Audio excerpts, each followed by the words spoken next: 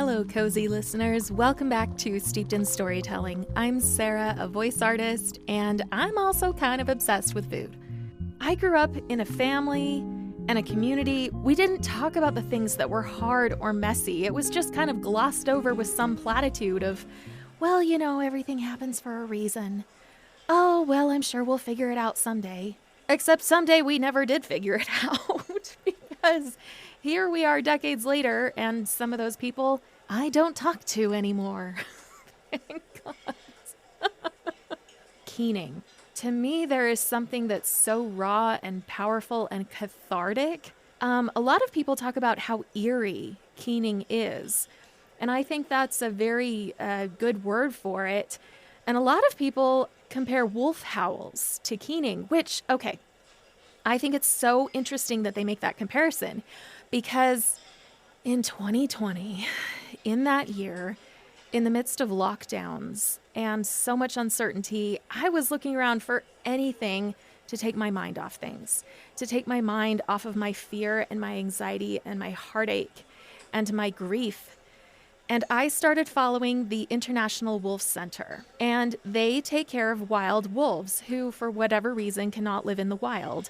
The pups and the alphas have changed in the last 6 years since I started. I learned so much about wolves and pack behavior and howls.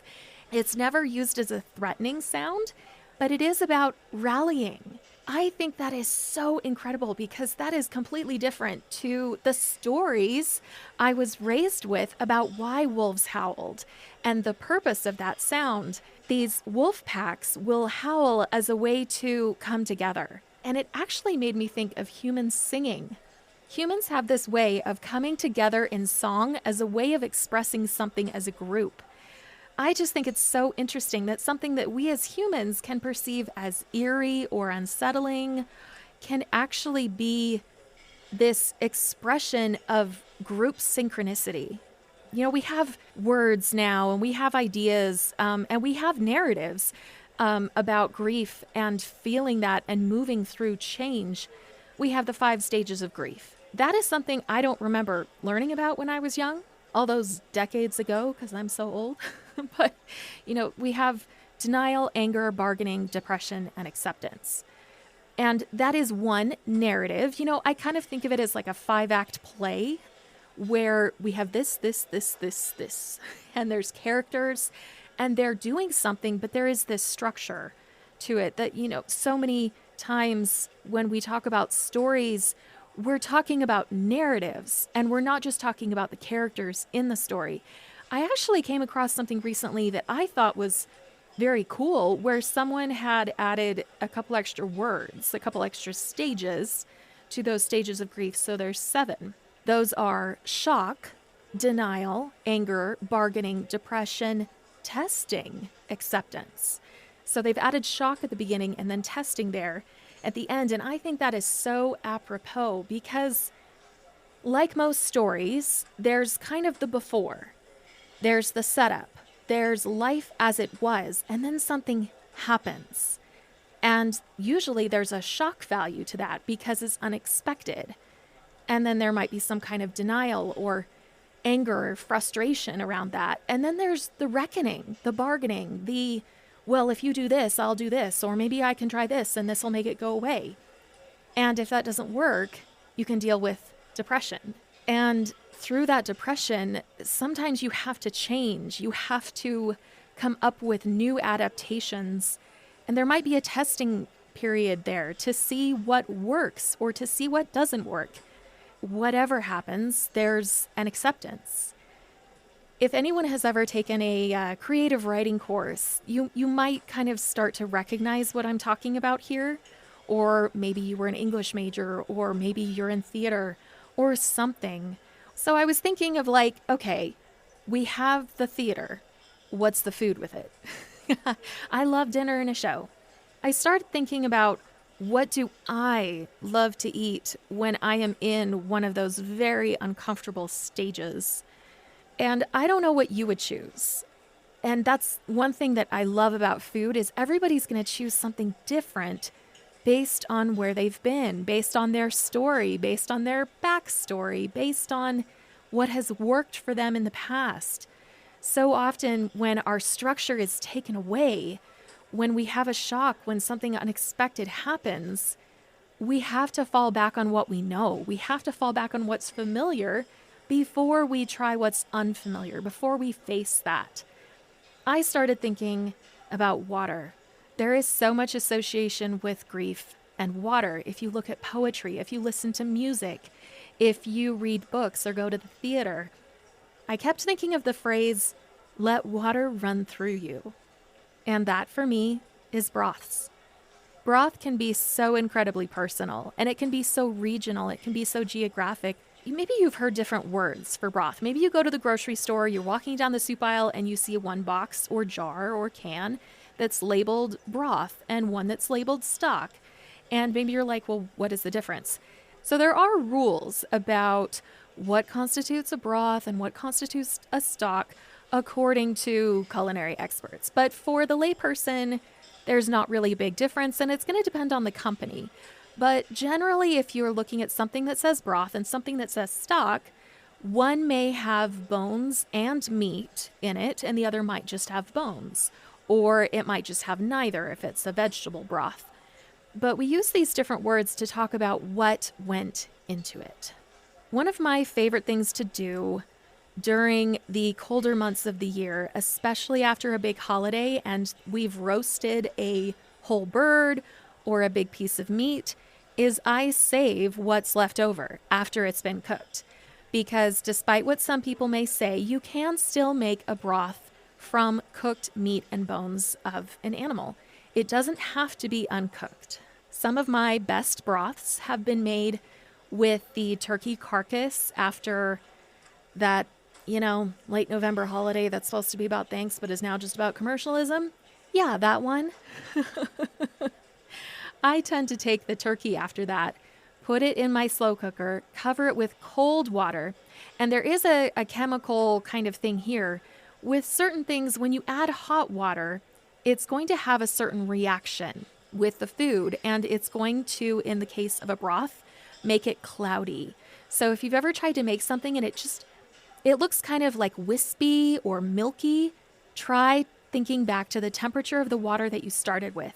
If you start with cold water, chances are you're going to get a clearer broth.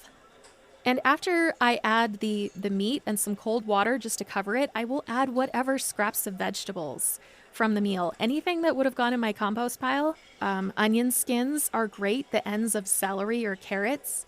I wouldn't recommend using peels of potatoes because there's starch in potatoes, and that can again make that kind of milky, wispy, the clarity of the broth is going to be impacted. Gosh, words. End of the day. I was also thinking, what do I love to eat? We all go through those moments. That's a very human thing to go through. Sometimes on those days, I have in my basement an aerial silk setup. Going in there, it is like when people talk in those sci-fi movies about hanging egg sacs, I'm in love. I think I could be suspended in a... Gosh, I sound so weird. I could totally do that, though.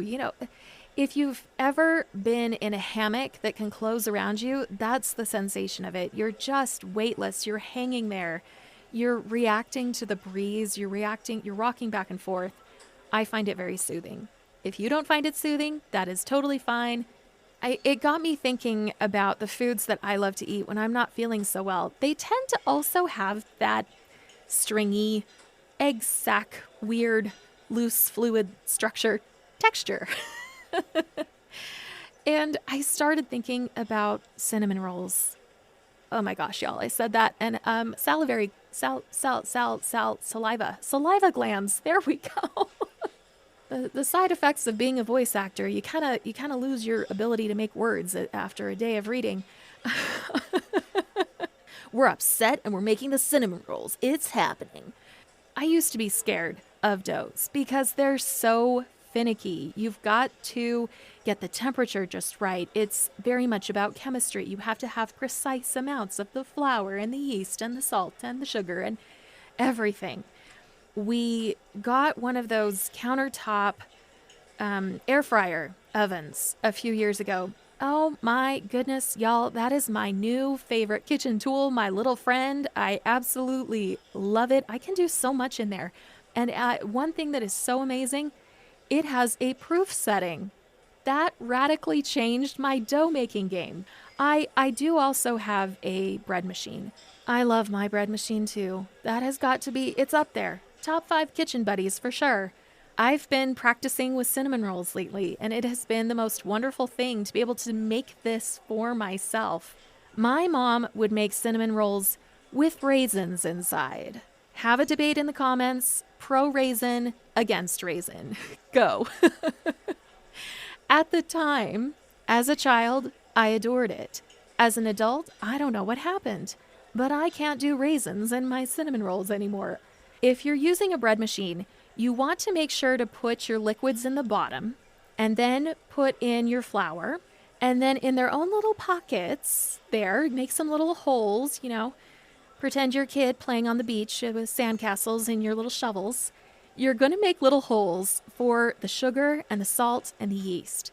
You definitely want to make sure you separate the salt from the yeast because those two will sabotage each other. Now, yeast and sugar, those two can hang out. If you want to put those two off in their own little pocket to just, at the end of the day, follow the recipe. If you have a great recipe that you love, fantastic. You don't have to take my word for it. Take a look. It's in a cookbook. And sometimes those recipes don't have instructions about everything. Gosh, that's frustrating. On top of everything else, if you're having a bad day, you're trying to make some cinnamon rolls, and damn it, the recipe is just wrong. We're going to be gentle with it. We're going to be gentle because when we're not feeling well, we also got to be gentle. We got to be gentle with ourselves, and we got to be gentle with our dough. Anyway, at the end of all of this, great. You've got a fantastic broth and then a hot, gooey cinnamon roll to eat after that. Yum. Even better with a great cup of tea. And if there's one thing I've learned about all those awful, awful moments in life, it's you gotta find a way to laugh. Humor to me and laughter when we're so upset and miserable is the ultimate transmutation alchemy magic. It's like taking everything that is so awful and unfair and trying to turn it into something that is exorcising. I hope that something I've said today is helpful to you, even in a really small way. Because gosh, growing up in my family and my community, people always said the worst things. And it's really been wonderful to me to have these moments where I've decided, you know what? I'm going to talk about grief. And I'm going to talk about it in the way that I wish people had talked about it with me. Go brew yourself a cup if you need to. Go have a good cry. Let that water run through you.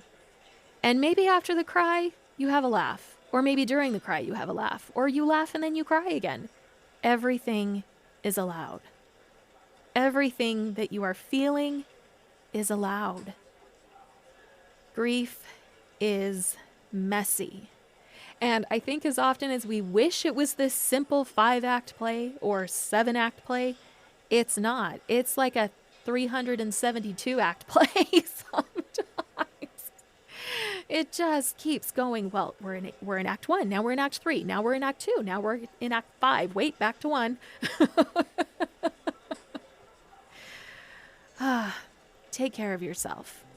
You deserve it. Everyone deserves to take care of themselves and to find other people to take care of themselves together when they're going through grief. I'm Sarah. Thank you so much for joining me at my table.